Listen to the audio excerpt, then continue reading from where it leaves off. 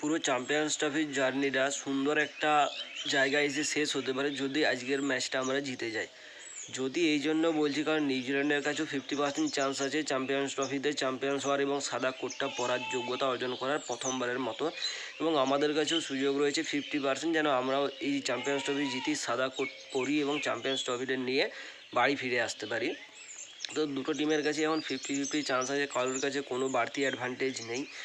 তো আজকে শেষ হাসি হাসার সেই মুহূর্তে চলে এসছে। যদি আজকে যে আজকে শেষ হাসিটা হাসবে তার সমস্ত জার্নিটা একটা খুব সুন্দর জায়গায় এসে শেষ হবে, এবং আমাদের ক্রিকেট বিশ্বের সমস্ত ফ্যানেদের একটাই আশা বা আকাঙ্ক্ষা রয়েছে আজকের ম্যাচ যে কোনো টিম জিতুক, সে টিম ইন্ডিয়া হোক বা টিম নিউজিল্যান্ড হোক, এতে কোনো ক্ষতি নেই। যে টিম সবচেয়ে ভালো খেলবে সেই টিমেই কিন্তু তার যে যোগ্যতা অনুযায়ী সে কিন্তু ট্রফি নিয়ে বাড়ি যাবে।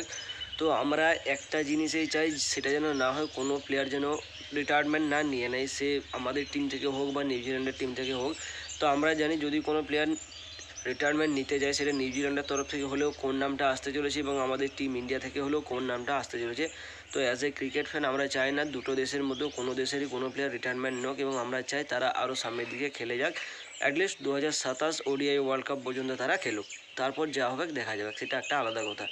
তো আজকে ভারতীয় সময় অনুযায়ী 2:30, ঠিক 2:30 বেজে 2:30 খেলা আরম্ভ হয়ে যাবে।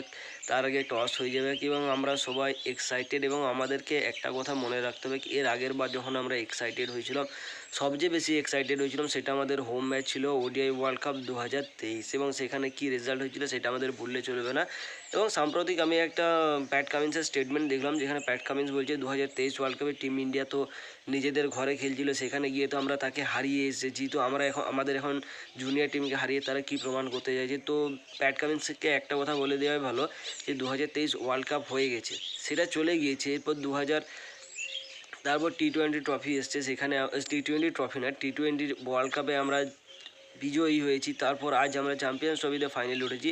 তো 2023 ধরে যদি এখনও পড়ে থাকে তাহলে তারা পাকিস্তানের থেকেও কিছু কম না, কারণ পাকিস্তান আমাদেরকে একটা টি-20 ম্যাচ হারিয়েছিল যেখানে 123 রান করেছিলাম আমরা, মোহাম্মদ রিজওয়ান এবং বাবর আজম নট আউট চলে গিয়েছিল। তো তাহলে পাকিস্তান এবং অস্ট্রেলিয়া যদি দুজনে একটা জিত নিয়ে পড়ে থাকে, তোমরা থাকো ভাই, তোমরা সুখী হও, তোমাদের সুখের সংসার হোক, এটাই বলতে চাই।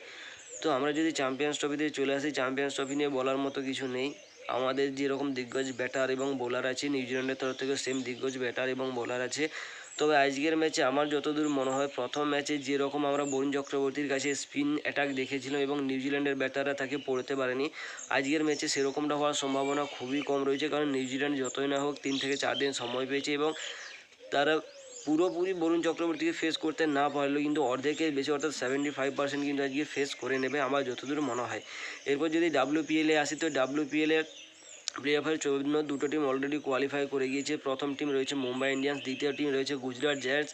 যে পরপর দুটো এডিশন সবচেয়ে লাস্টে থেকে শেষ করেছে সেই টিম কিন্তু কোয়ালিফাই করেছে, এবং কালকের ম্যাচে যেভাবে ইউপি ওয়ারিয়র্স এবং আরসিবির ম্যাচ ছিল, এবং আরসিবি কিন্তু টেবিল টপে থেকে শুরু করলো, আজ কিন্তু টেবিলের একদম শেষে পৌঁছে গেছে, অর্থাৎ 5 নম্বর টিম রয়েছে এবং এলিমিনেট হওয়ার জন্য যথেষ্ট সুবর্ণ সুযোগ রয়েছে আরসিবির কাছে, কারণ আরসিবি মাইনাস পয়েন্টে চলে গিয়েছে এবং টেবিলের সবার শেষে পৌঁছে গেছে।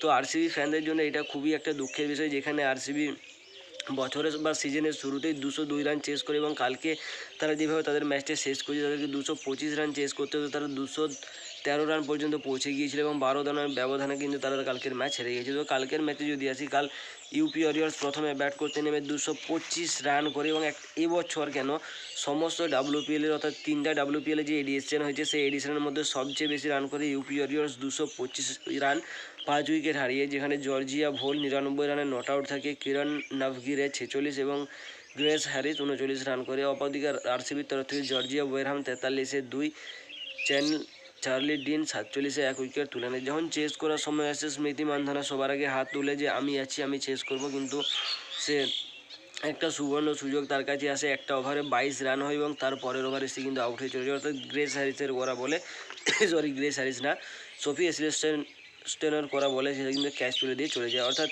আরসিবির তরফ থেকে রিচা ঘোষ 69 সবচেয়ে বেশি রান, এলিস পেরি 28 রান এবং মেঘনা 27 রান করে। অপর দিক থেকে ইউপি ওয়ারিয়র্সের তরফ থেকে সোফি এসিলেস্টন 25 রানে 3, দীপ্তি শর্মা 50-এ 3 এবং চ্যানেল হেনরি 39-এ 2 উইকেট তুলে নেয়। আরসিবি 213 রান করে 19.3 ওভারে। কালকে সুযোগ ছিল আরসিবির কাছে, কারণ আরসিবি উইকেট পড়ে যায় খুব তাড়াতাড়ি, তাদের পাওয়ার প্লের মধ্যেই 3 উইকেট পড়ে যায়, কিন্তু তারা যে রান রেট দরকার ছিল সেই রান রেটটা মানে প্রত্যেক ওভারে 11 দশমিক সামথিং চাই, কিন্তু তারা 10 করে রান রেট ধরে রেখেছে, কিন্তু শেষ ম্যাচ পর্যন্ত তাদের শেষ রক্ষা হয়নি, কারণ কালকে আরসিবির তরফ থেকে সেরকম পার্টনারশিপ করার মতো কোনো ব্যাটসম্যানই ছিল না, এবং শেষ ম্যাচ কিন্তু শেষ হাসির ইউপি ওয়ারিয়র্সে হেসেছে, এবং প্লে অফে এসে ইউপি ওয়ারিয়র্স আরও এক কদম এগিয়ে গিয়েছে, এবং ইউপি ওয়ারিয়র্সের কাছে সুবর্ণ সুযোগ আছে প্লে অফে কোয়ালিফাই করার জন্য। এবারে যদি কোনো ট্র্যাজিক হয়ে যায় বা ট্র্যাজেডি হয়ে যায়, সেখান থেকে আরসিবি কোয়ালিফাই করতে পারে, নইলে কিন্তু আরসিবির কাছে পুরো কোনো আর রাস্তাই নেই আরসিবির কাছে। বাকি আজ টিম ইন্ডিয়ার পারফরম্যান্স কেমন হোক দেখা যাক, তারপরে তো আমাদের মুড নির্ভর করছে, কালকের ভিডিওতে সেই মুড নিয়েই দেখা হবে। ততক্ষণ সুস্থ থেকো, ভালো থেকো, হাসতে থেকো এবং ম্যাচ এনজয় করতে থাকো।